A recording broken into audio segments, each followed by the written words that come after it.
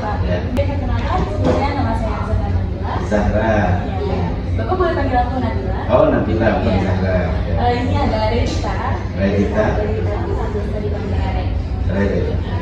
Itu ada Dewi. Dewi. Dan ada Lutfi ya. Lutfi ya. Panggilan Lutfi. Ya. Atau Via. Terserah Bapak. Sebenarnya tujuan awal kita kesini itu ingin menuntaskan tugas sekaligus kita pengen tahu lebih dalam tentang peran Masjid Istiqlal ini tentang kesehatan masyarakat. Oke. Jadi akhir-akhir ini kan cuaca tuh kadang hujan, kadang panas gitu ya Pak. Jadi pancaroba gitu pergantian musim secara cepat gitu ya Pak. Betul. Nah, Kamu perhatikan juga BMKG ya. Saya kira kamu melihat TikTok aja apa melihat BMKG. Jadi kesehatan masyarakat itu jadi terganggu gitu ya Pak.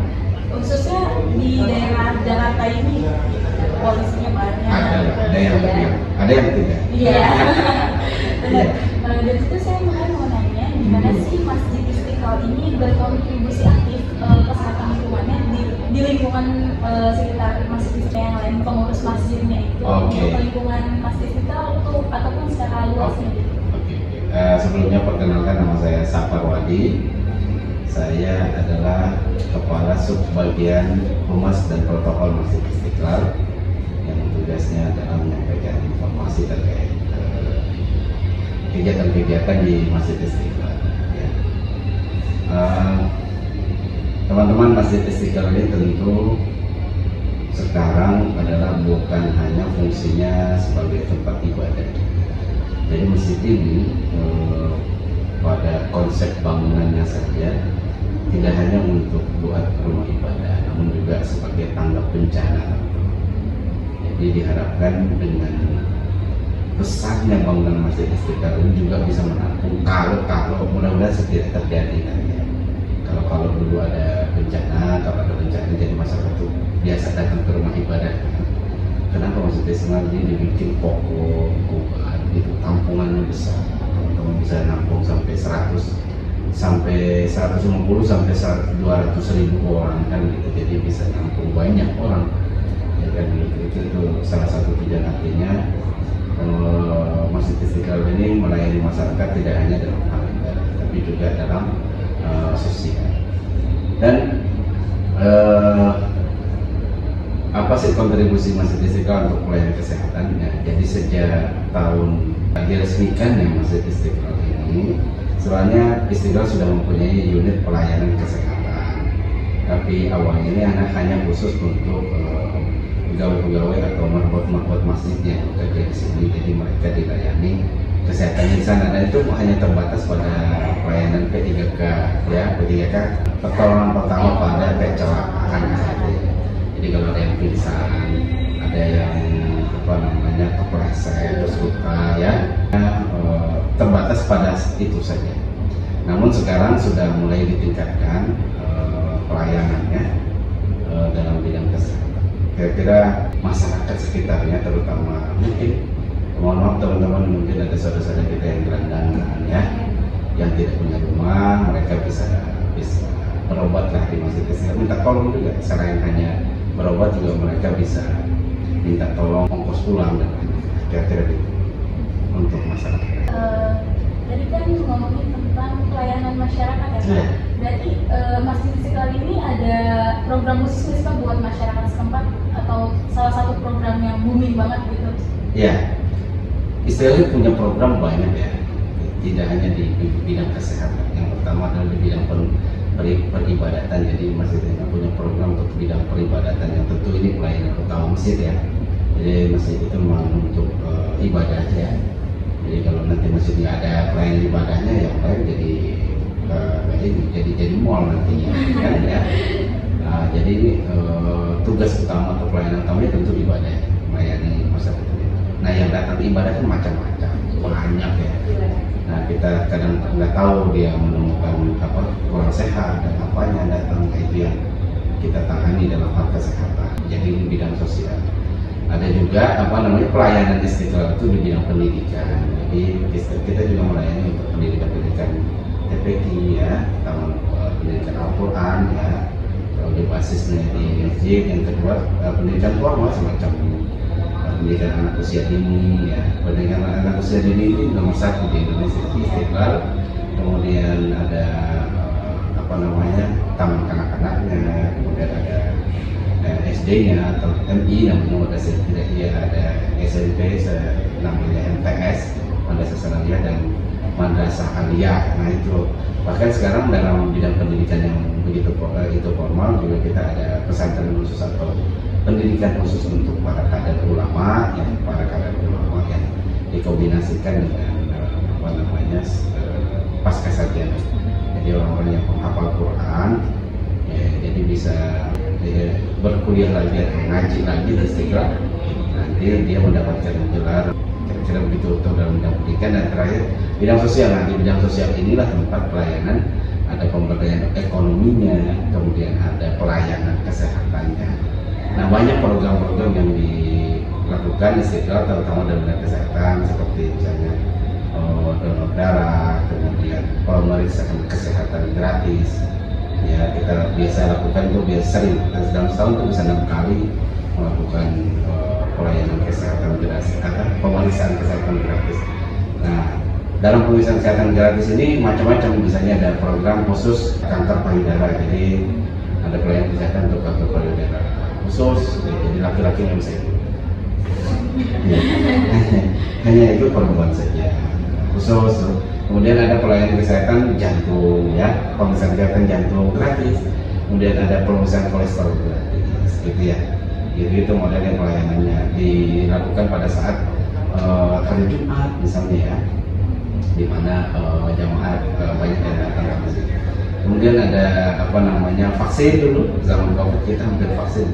Sudah berapa ribu yang dilaksanakan program vaksin di Istiqlal itu, dari vaksin 1 sampai vaksin booster 1. Hampir sering di Istiqlal pada saat itu, karena kita memang ingin mengajak atau mendorong Masjid Istiqlal sebagai contoh bahwa mengikuti program pemerintah dalam rangka menanggulangi virus corona. Begitu. Jadi memang fungsi masjid itu luas banget ya Pak, bukan untuk ibadah doang. Iya. Jadi secara sosial, dan juga pendidikan, itu buat teman-teman yang lain juga jadi tahu kalau misalkan masjid itu memang bukan untuk tempat ibadah doang ya. Iya. Ya kan sudah lama seperti misalnya program ekonomi berbasis masjid. Ya nanti teman-teman di PNJ lah yang terus mengembangkan itu, bagaimana cara supaya jemaah masjid dan sekitarnya itu sejahtera. Ya, tidak hanya berupa kesehatan, tapi juga ekonominya. Kan itu juga yang dilakukan di Masjid Istiqlal, diantaranya pelatihan ekonomi ya, ekonomi berbasis masjid, kemudian pelatihan UMKM dan lain-lain. Bahkan kita sampai pada pelayanan sertifikasi halal bagi usaha-usaha UMKM. Itu udah banyak di Istiqlal. Programnya itu program rutin seperti itu. Jadi ada memang yang program, tapi kita lebih ke arah masyarakat, umat ya. Kita tidak punya khusus ke pelayanan jamaah, diantaranya ibadah, sosialnya adalah ekonomi dan kesehatan. Kalau waktu COVID kita ada vaksin juga ya. Iya. Nah, apa sih yang dihadapi atau kesulitan apa yang dihadapi sama pengurus masjid ini ketika ada pelayanan kesehatan tersebut atau pelayanan kesehatan apa? Ya tentu pertama setiap program ada kendalanya ya. Kendala yang paling utama adalah terbatasnya ya untuk melaksanakan program itu. Batasannya juga nggak sampai banyak, kita nggak bisa sampai kayak orang bisa ribuan gitu, paling banter 500 orang kan gitu ya, tidak banyak gitu. Dalam sekali kegiatan itu ya hanya terbatas, tidak begitu signifikan ya, maksudnya tidak parah, tidak berat gitu. Kendala-kendala yang teknis saja, tidak terlalu banyak, karena memang setiap program kesehatan itu dipersiapkan dengan baik ya. Berapa orang akan dilayani, yang namanya masyarakat yang dilayani kan pengennya banyak gitu, tapi terbatas, itu pun pasti kan sedikit, maksudnya nggak sampai lah jutaan orang yang dilayani. Betul. Lanjut. Ya. Tenaga kesehatan itu biasanya berasal dari Ya, itu betul sekali. Jadi Istiqlal tidak melaksanakan sendiri. Iya. Kegiatan itu pasti kita kerjasama, pertama kerjasama dengan pemerintah. Mungkin dalam hal ini Kementerian Kesehatan yang banyak menangani kesehatan. Banyak fasilitas peralatan medis, ya, obat-obatan yang diberikan oleh pemerintah. Dalam hal ini Kementerian Kesehatan, mereka siap membantu Istiqlal untuk kegiatan-kegiatan itu yang penting kan dilaksanakan. Yang kedua, dari rumah sakit yang dikelola kita di sini hampir dibantu banyak oleh rumah sakit daerah Jakarta, terutama yang paling dekat adalah RSUD Tarakan yang di sini, kemudian ada RSPAD untuk rumah sakit pusatnya dan Cipto Mangunkusumo, kemudian rumah sakit Islam Pondokkopi gitu. Kemudian kalau dari universitas kita banyak dibantu oleh Universitas Yarsi, ya Universitas Yarsi, kadang juga dari teman-teman kedokteran di UI gitu lah. Ya, terus dari FKM Fakultas Masyarakatnya juga gitu ya. Kemudian itu dari universitas, ada juga dari pihak swasta dalam misalnya penyediaan alat misalnya sabun dan lainnya. Mereka membantu untuk air bersih gitu-gitu. Jadi perusahaan-perusahaan yang mempunyai kegiatan-kegiatan sosial bisa ikut bekerja sama dengan Masjid Istiqlal seperti itu komunitas. Jadi kita harus kerjasama. Dokter-dokter disediakan juga oleh teman-teman dari Basnas, Badan Amil Zakat Nasional, atau menyediakan dokter-dokter, dibantu juga pengobatan-pengobatannya, perawat-perawatannya, apotekernya, mereka bantu. Kalau program, misalnya program model sekarang ini kan Istiqlal punyanya adalah unit pelayanan kesehatan ya, yang dulunya masih terbatas P3K, sekarang sudah lebih bagus, mungkin levelnya mungkin klinik tapi belum klinik. Jadi pelayanannya kayak klinik, ada pemeriksaan kesehatan, ada dokternya, ada perawatnya, ada apotekernya, maksudnya ada farmasinya. Jadi lumayan naik peningkatannya pelayanannya. Mungkin nanti ke depan bisa lebih bagus. Tadi kan ada kerjasama kayak dari universitas gitu kan. Kalau misalkan ada teman-teman dari luar universitas tersebut gitu mau bantu dalam program Istiqlal ini, boleh nggak sih Pak kayak jadi volunteernya kayak gitu? Iya. Ya, kalau namanya relawan dan tentu bisa membantu, tapi terkait ya bukan kadang kan namanya kepanitiaan dan apanya itu dibentuk oleh program.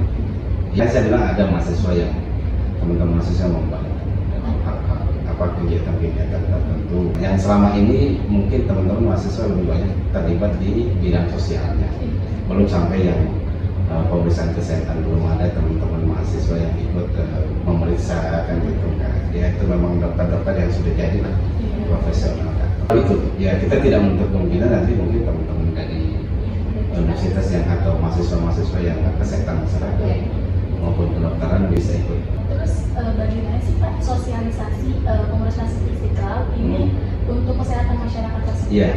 Pertama kita sosialisasinya melalui ya kan kita ada sholat Jumat ya, kita sampaikan melalui yang kedua dari media sosial, kemudian ya pengumuman. Misalnya kita hanya butuh 100 orang, ya kalau disampaikan ke masyarakat nanti yang datang 1 juta. Iya. Jadi cukup dari membuat Masjid Istiqlal gitu. Jadi macam-macam tergantung layanan dan besaran namanya pelayanan. Kalau besaran pelayanannya besar itu bukan nanti seperti COVID dulu, siapa aja datang silakan, kita siap membantu ya, karena itu kan untuk semua. Tapi kalau sudah ada sembakonya, sudah ada berkatnya, sudah ada transportnya, kalau ini sensitif ya, ada minyak goreng bisa dibawa pulang, ada sabunnya, ada modal, ya itu bisa. Pernah menggunakan itu banyak sekali. Ya. Jika nanti katanya kan ada di COVID mau muncul lagi, apakah Masjid Istiqlal bersedia untuk pelayanan kesehatan? Ya, Istiqlal menjadi contoh buat masjid-masjid lain, contoh bagi masyarakat untuk mendukung program pemerintah. Ya kan? Jadi kalau misalnya waktu penanganan COVID ya tentu kita harus mendukung. Kita juga menjadi terdepan untuk penanganan dan penanggulangannya. teman-teman mungkin tahu bahwa yang pertama kali tempat untuk vaksin COVID untuk para rumah ibadah baik dalam Islam maupun agama lain itu ya Istiqlal. Rumah ibadah itu yang punya rumah ibadah itu yang vaksin di sini.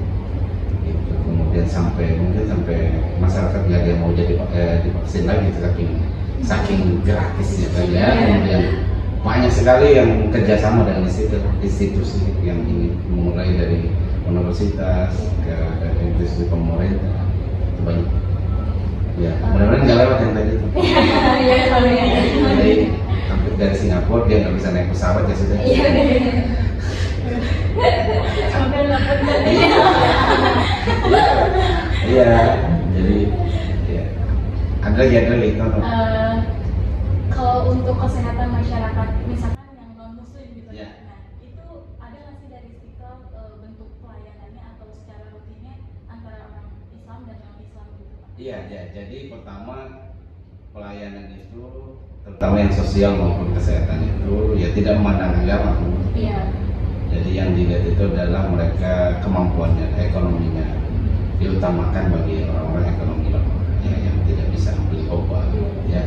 Kalau yang kaya ya suruh ke rumah sakit aja enggak ya. Itu tetap dilayani tapi tidak menjadi prioritas ya. Tapi kalau mereka tiba-tiba sakit orang kaya sholat terus tiba-tiba pingsan dia ditanya Anda kaya atau enggak, ditanya Anda miskin atau kaya. Jadi ditanya lah terus ditanya kamu agamanya apa enggak. Ya begitu. Jadi semua pelayanan untuk semua Secara umum ya. ya. Jadi indikatornya itu adalah tadi kekuatan ekonominya, dia miskin, dia apa, mungkin gelandangan apa kita nggak pernah nanya. Gitu, siapa yang boleh? Ini sebenarnya pertanyaan dari aku sendiri sih Pak. Saya pribadi pengen tahu gitu kalau misalkan sejarah dari awal Masjid Istiqlal ini terbangun sampai sekarang itu tuh ada nggak sih Pak perkembangan secara rutinnya gitu atau per minggunya pelayanan per minggu itu dari dulu sampai sekarang perkembangannya ada nggak sih? Jadi pelayanan kesehatan ini ya tadi pertama awal-awalnya adalah hanya untuk dalam, maksudnya hanya pegawai Istiqlal. Yang kedua terus mulai ke jamaah yang sholat, yang datang sholat mungkin ada yang pingsan, ada yang apa gitu dilayani. Nah sampai sekarang ini adalah boleh dari rumahnya datang ke sini kayak pergi ke rumah sakit aja. Sekarang boleh dengan syarat tadi ya dia ekonomi lemah dan apa mau patut dibantu. Iya harus kalau itu tetap dia untuk daftar KTP-nya di bawah itu ya. Ya seperti itu, jadi harus ya. Jadi artinya kalau dulu accident saja siapa yang datang ibadah kalau dia ada sakit diperiksa. Kalau sekarang boleh dari rumah datang sekarang nih. Ya sekarang udah boleh datang dari rumah, Pak. Saya nggak punya uang untuk berobat, saya datang ke sini ya udah diperiksa dokter, dibeli obat gratis. Kira-kira begitu. Jadi dia bisa ini. Tapi yang kita belum bisa adalah kebidanan dulu. Ya mungkin kedepannya ada dokter atau bidannya ya. Ya tapi alat USG ini sudah. Tapi dia belum dilayani. Alatnya ada, ya tadi dibantu dari Kementerian Kesehatan, tapi kita belum ini karena kita masih terbatas petugas medis. Ya mudah-mudahan ke depan bisa levelnya klinik lah ya. Jadi kalau klinik ini dia bisa menerima BPJS. Kalau sekarang kan susah nggak bisa BPJS karena memang hanya unit pelayanan kesehatan. Kalau nanti bisa klinik jadi fase ke-1 ya bisa dia jadi BPJS ya syukur-syukur bisa jadi rumah sakit. Jadi tahu jadi ternyata selain kesehatan juga secara luas banyak banget fungsi dari masjid ini kan. Dan secara kesehatan pun Masjid Istiqlal ini ternyata dari perkembangan zaman dulu ke zaman sekarang itu ternyata berkembang pesat banget ya Pak. Ya itu yang maksudnya jadi bisa supaya jadi contoh di masjid lain. Iya. Tidak hanya ibadah yang dilaksanakan, tapi juga ada kegiatan pendidikannya. Mungkin tidak banyak juga masjid yang punya sekolah, karena kemudian banyaknya itu TPQ-nya. Mungkin nanti bisa masyarakat yang punya masjidnya bisa mengembangkan itu Yang kedua tidak hanya pelayanan kesehatan tentunya, ya jarang kan orang ingin berobat ke masjid, ya mungkin nanti bisa teman-teman bantu. Kemudian yang paling lama konsernya mungkin ekonomi berbasis masjid juga ini belum berkembang begitu pesat ya. Mungkin harapannya dengan mahasiswa nanti teman-teman bisa membantu untuk itu, bagaimana memberdayakan masjid. Banyak sih sebenarnya masjid yang sudah mampu, tapi baru beberapa. Sebelumnya terima kasih banyak Sama-sama. atas waktu dan kesempatannya. Sama-sama. Maaf mengganggu waktu Bapak. Sama-sama. Oke, Tidak apa-apa. sekian dari kami. Boleh perkenalan lagi Pak? Iya. Saya Nabila. Ya, Saya Pia. Ya, kita semua mengucapkan terima kasih banyak Pak dan mohon maaf sekali mengganggu waktu Bapak dan kalau misalnya ada pertanyaan yang kurang jelas, maaf Pak. sama-sama. Mudah-mudahan kalian terpuaskan dengan jamuan. Iya, kita juga jadi tahu sih ya, ilmunya jadi tahu. Iya. Daripada juga kita bisa membantu. Oke. Iya. Saya kan nggak tahu kalian jadi menteri sosial Ya, oke. atau mau direktur BSI. Aduh, aduh. Oke, terima kasih ya Pak. Ya, assalamualaikum warahmatullahi wabarakatuh. Waalaikumsalam warahmatullahi